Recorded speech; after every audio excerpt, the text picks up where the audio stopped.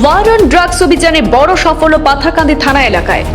প্রায় 5 কোটি টাকার সন্দেহভাজন মাদকদ্রব্য বাজেয়াপ্ত দক্ষিণ করিমগঞ্জের ইরালিকুলে। এক গৃহবধূ সহ আটক তার সহযোগী আর এক যুবক। ইরালিকুলে কবির উদ্দিনের বসতবাড়িতে পাথারকান্দি এবং বারুইগ্রাম পুলিশের অভিযানের বৃহৎ সফলতা লাভ। আটক কবির উদ্দিনের স্ত্রী রেহানা বেগম এবং ইনজামামুল হককে আটক করে চলছে জিজ্ঞাসাবাদ। মাদক চক্রের মূল অভিযুক্ত মহিলার স্বামী কবিরের খোঁজে জোর তৎপরতা চালাচ্ছে পুলিশ। মাদকের বিরুদ্ধে আসাম পুলিশের ওয়ার অন ড্রাগস অভিযানে এক বড়সড় সাফল্য লাভ করল শ্রীভূমি জেলার পাথারকান্দি থানা এলাকায়। রাজ্য জুড়ে অব্যাহত থাকা মাদক বিরোধী অভিযানের মধ্য দিয়ে শ্রীভূমির পাথারকান্দি পুলিশ এক গুরুত্বপূর্ণ সাফল্য অর্জন করেছে। গোপন সূত্রের ভিত্তিতে পাথারকান্দি থানার ওসি মানসজ্যোতি বড়র নেতৃত্বে চালানো অভিযানে বাজেয়াপ্ত করা হয়েছে প্রায় 5 কোটি টাকার সন্দেহভাজন নিষিদ্ধ ড্রাগস।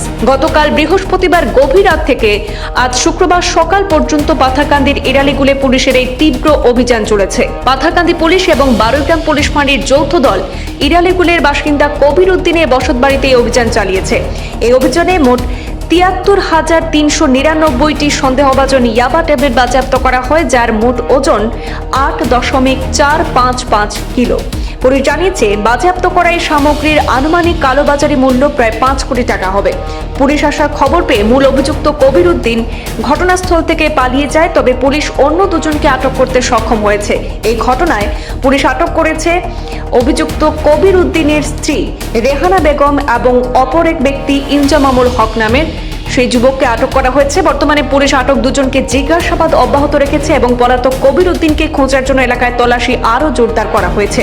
পাথারকান্দি পুলিশের অভিযানে একটি বড় মাদক চক্রের কার্যকলাপের সূত্র মিলেছে বলে প্রশাসন জানিয়েছে। যোৱাকালি আমাৰ এটা ইনফৰমেশ্যন আছিলে, সোৰ্স ইনফৰমেশ্যন গম পাইছিলোঁ যে আমাৰ ইৰালিগুল পাৰ্ট 1 এৰিয়াত এজন মানুহৰ ঘৰত ছাছপেক্টেড কিছুমান আমাৰ NDPSৰ বস্তু থকা বুলি গম পাইছিলোঁ। সেইমতে আমাৰ টিম আৰু বাৰাইগ্ৰামৰ IC লগতে আমাৰ যিমানখিনি ষ্টাফ আছিলে গোটেইখিনি আমি সেই ঠাইলৈ ৰাওনা হ'লোঁ।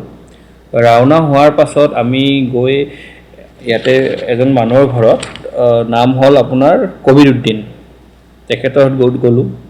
গোৱাৰ পাছত তেখেতৰ ঘৰত আমি চাৰ্চ কৰিলোঁ।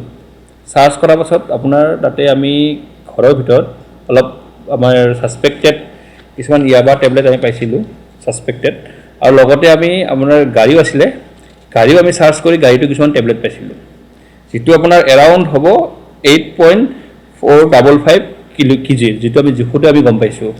আৰু তাতে আপোনাৰ এৰাউণ্ড 73,399 আমাৰ টেবলেট পোৱা গৈছিলে, যিটো আমি ডিটেইন কৰিছোঁ। এইটোৰ বজাৰ মূল্য নিয়াৰ এবাউট 5 কৰোৰ ওচৰা ওচৰি হ'ব প্ৰায় এপ্ৰক্সিমেটলি। সেইটোৱে এতিয়া আমি এই ঘটনা জড়িত আমি এজন মানুহ জড়িত ধৰিছোঁ, যিটো ঘৰৰ মালিক আছিলে, তেখেত বৰ্তমান পলাই গৈছে। তো তেখেতৰ আমাৰ যিটো কোৱা মতে তেখেতৰ ৱাইফো সেই কাৰবাৰত জড়িত আছে, তো তেখেতক আমি আনিছোঁ, ৰেহানা বেগম বুলি।